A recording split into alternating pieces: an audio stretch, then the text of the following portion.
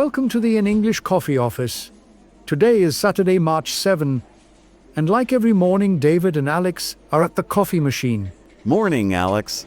You look like you need that coffee just as much as I do. Good morning, David.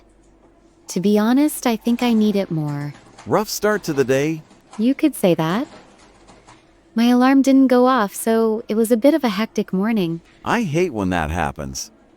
You feel like you were catching up all day. Exactly. I barely made it in time for my 9 a.m. call. Well, at least you're here now. Is the machine working fast today? It seems a bit slow, actually, just my luck. Typical. So, how is the project management world treating you this week? It is busy. We are trying to meet deadlines for the Q2 rollout. That sounds intense. I do not envy your organizational skills right now. It keeps me on my toes. How are sales going? Not too bad. We are trying to close a few big deals before the end of the month. Always chasing the numbers, aren't you? You know me. If I am not selling, I am not breathing. That is a very dramatic way to put it. I have to keep things exciting. By the way, did you see the news this week? I saw a few headlines. What are you referring to? The economy stuff. I was reading the Wall Street Journal on my commute. Are you talking about the G20 tax enforcement? That is the one. G20 nations officially enforce 15% global minimum corporate tax. Yes, I read that article on Tuesday. It is a huge shift for international business. It really is. They are finally cracking down on tax havens. It has been in the works for years, but seeing it fully enforced is different. Do you think it will affect our company? I doubt it will impact us directly since we are not a massive multinational conglomerate. That is a relief. I was worried about my commission for a second. I think your commission is safe, David.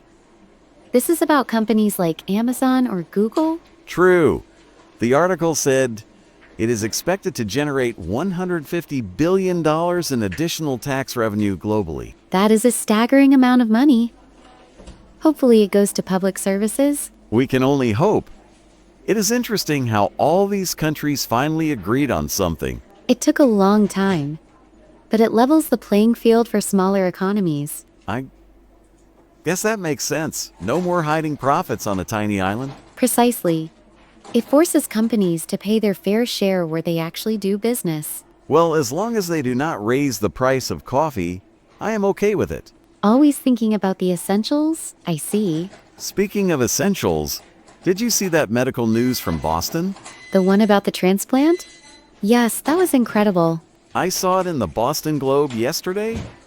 Doctors performed first successful transplant of 3D printed bioartificial kidney. It is absolutely mind-blowing. Technology is moving so fast.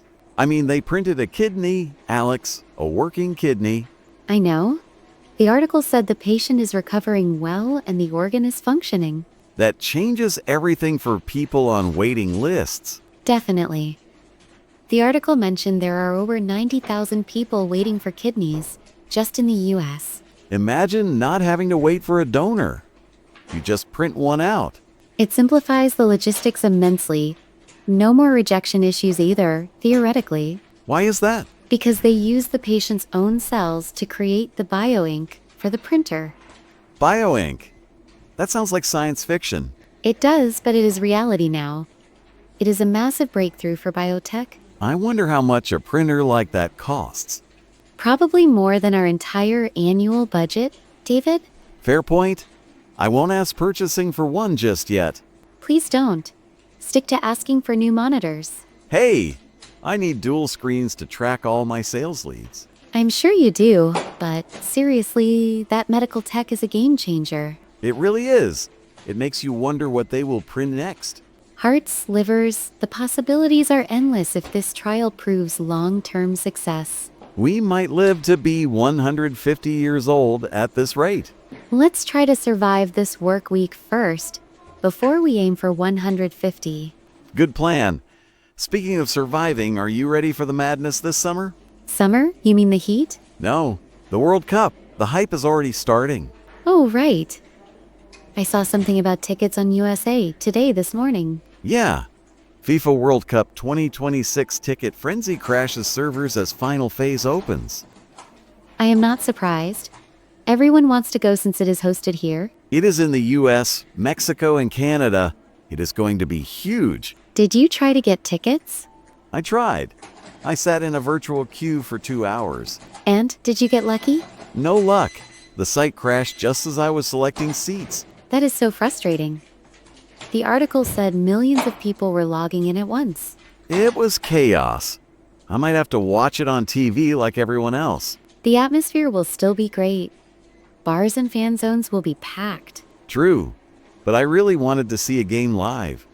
It is a once-in-a-lifetime thing. Maybe you can find resale tickets later, but they will be expensive. Probably. I might have to sell a lot more products to afford them. Better get back to your desk then. You were relentless. But yeah, the tournament starts in June. It is going to be a distraction for the office, isn't it? Oh, absolutely. Productivity is going to drop by 50%. I will have to factor that into my project timelines. You definitely should. We will have games playing on the conference room screens. I will pretend I didn't hear that. Come on. Even you like soccer a little bit. I do enjoy the big matches. It brings people together. Exactly. It is a cultural event. Society needs it. That is a good excuse. I might use that when I take a long lunch break to watch. See, now you are getting into the spirit. I just want to see the opening ceremony. The logistics of 3 countries hosting is fascinating. Only a project manager would care about the logistics of a soccer tournament. Hey, someone has to organize all those teams and fans. I guess so. It is going to be a wild summer. Indeed. But for now, we have a wild Thursday to get through. You are right. My coffee is almost gone anyway. Mine too. I feel a bit more awake now. Me too. Ready to tackle those emails? As ready as I will ever be. I need to touch base with the dev team. And I need to follow up with that client from Chicago. Good luck with that. They are tough negotiators. I know, but I have a good feeling about it. Keep me in the loop if you close it. We can celebrate. Will do. Maybe we can celebrate with a better coffee next time. Or maybe lunch.